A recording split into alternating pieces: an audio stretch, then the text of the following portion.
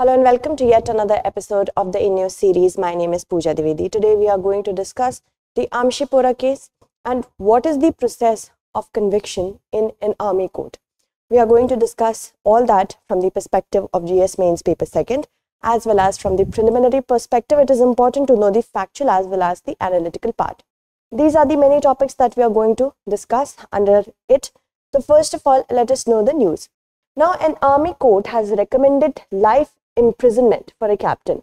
This captain was involved in a staged killing. Staged killing means fake encounters, killings which are supposed to look in an apparent way to be correct, but they are not correct. And that is for 3 men at Amshipora in Jammu and Kashmir's Shopian district in 2020. The sentence will be final after it is confirmed by the Northern Army Commander. Right now, it has not been confirmed. Okay. Now, if we talk about the background, Captain Bhupendra Singh was court-martialed after a court of inquiry and a subsequent summary of evidence gave it to be so.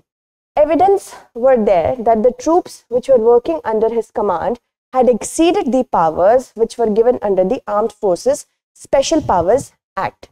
Now, let's discuss Armed Forces Special Powers Act.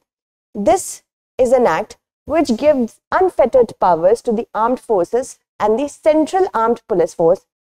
And these armies or forces, these are settled in or deployed in disturbed areas to kill anyone acting in contravention of law and arrest and search any premises without a warrant and with protection from prosecution and legal suits.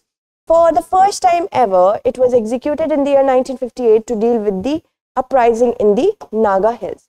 Now, the act was amended in 1972 and the powers to declare an area as disturbed were conferred concurrently. That means both the central as well as the state governments have the power now by the 1972 amendment to declare any region as disturbed. Okay. Now, Tripura revoked the act in 2015 and Meghalaya was under AFSPA for 27 years until it was revoked by the Ministry of Home Affairs from 1st of April 2018. Some parts of Assam, Nagaland, Manipur and Arunachal Pradesh have AFSPA operational. Moving on. Now, if we talk about what is the process in the military for conviction, see, when the army wants an allegation against its personnel investigated, first has to be the allegation process. If the army wants to investigate it, it first sets up a court of inquiry for this purpose. Okay, and this stage is similar to the registering of first information report when it comes to civil cases. A court of inquiry investigates the complaints and it cannot award a punishment. The court of inquiry records the statements of witnesses and this is comparable to the general civil or criminal case when the civilian population is being dealt with under section 161 of the Code of Criminal Procedure. Now, based on the findings of the court of inquiry, a tentative charge sheet is drawn up by the commanding officer of the accused officer. So, this is equivalent to charge sheet done in the civilian cases. After this, the hearing of the charges take place like the initial summoning of an accused by the magistrate in a case involving civilians, and the summary of evidence is then recorded, which is similar to the framing of charges by the magistrate. Okay, but there are certain you can say there are certain dissimilarities as well. So, once this process has been completed, a general court martial is ordered. And this stage is like the conduct of trial by a judicial court in matters of civilians. While in a magisterial court, the magistrate announces a sentence and the GCM here announces this in the form of recommendation. It's not a declaration or a punishment, but recommendation. And then this recommendation is sent to the command which is concerned for legal vetting if there is any legal recourse available. Now, if we talk about the Amshipora case, the GCM's recommendation of life imprisonment for the commander, for the captain will be sent to the Army's Northern Command and it will be legally vetted by senior officers of the Army's Judge Advocate General Department. So, remember these steps. Then the officer will advise on legal infirmities in the trial sentence if there are any sort of anomalies, or you can say this gives a enough scope to prove the recommendations wrong. There are scope. or whether they find it to be disproportionate as in the punishment is not in proportion to be equivalent of the crime that has been conducted, and on any possible remission of the sentence.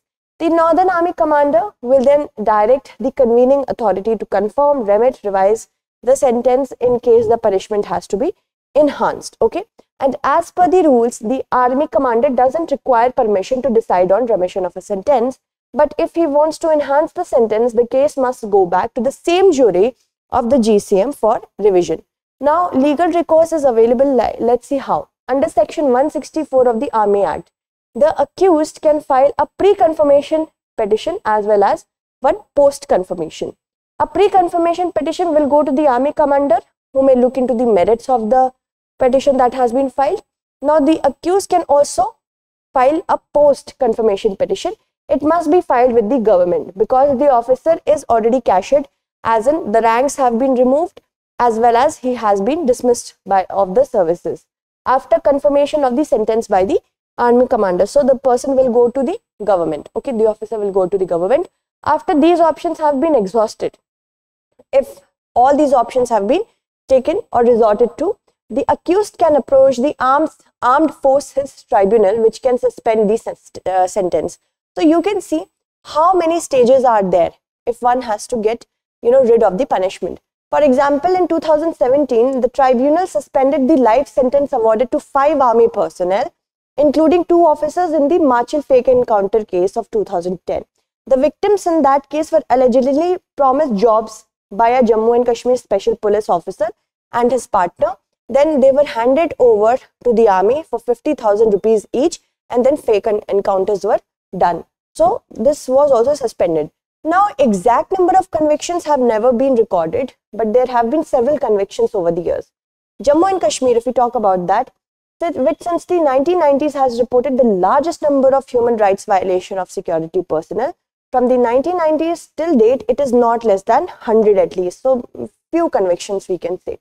There was the case of Lance Havaldar Jagtar Singh of artillery and that of Naib Subedar P. Sharma of a Rashtriya Rifles battalion, who are currently serving life sentences. Many other cases in which army personnel were serving life sentences for other kinds of crime, including fratricide. You have to tell me in the comment segment what is fratricide. Now, the government has received officially 108 complaints about human rights violation which has been committed by the army. 8 have been done by the Air Force between 2017 and 2022 July. In 2021, the government told the parliament that many of the allegations were false. In 2020, the army established a human rights cell at its headquarters in New Delhi.